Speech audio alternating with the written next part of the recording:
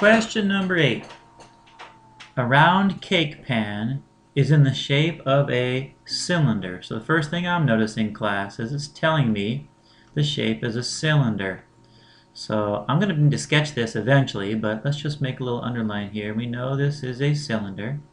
The radius is 6 inches and the height is 1.4 inches. What is the volume of this cake pan? Let's go ahead and sketch a cylinder real quick. Shouldn't be too hard to do with this drawing program. I'll give this a try.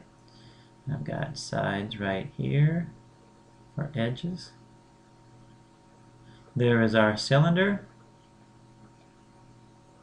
And let's go ahead and measure what we know. The height is 1.4, not a very good in, let's fix that, 1.4 inches.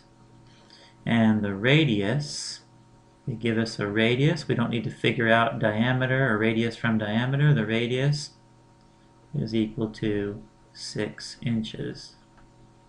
All I have to do now is use our flip book to find the formulas for a cylinder. And most of you guys have this memorized by now because we're learning it a different way. We're learning it as the area of a base times the height. So we know that the area of the base, since the base of a cylinder is a circle, the area is going to be pi r squared, and then the volume is going to be equal to the area of the base times the height.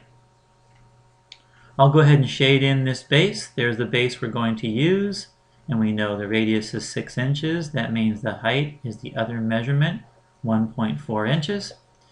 Let's figure out the area of the base. Area of the base is pi times 6 squared. Now that ends up being 36 pi. And class, we're going to go ahead and leave it in pi again. That will give us a more accurate answer. So 36 pi inches squared. We know our height is equal to 1.4 inches. So now we're going to figure out our volume, which is equal to the area of the base times the height. In this case, it's 36 times pi times 1.4. Now we know that once we plug this into our calculator, we're going to have rounding, not only because pi is in our answer, but also because we've got a decimal at 1.4. So let's go ahead and put this in our calculator. We'll know the answer will be approximate. Wrong screen. Let's try this one. That's better. I'm going to move this over so we can see this a little better. I've got 36 pi times 1.4.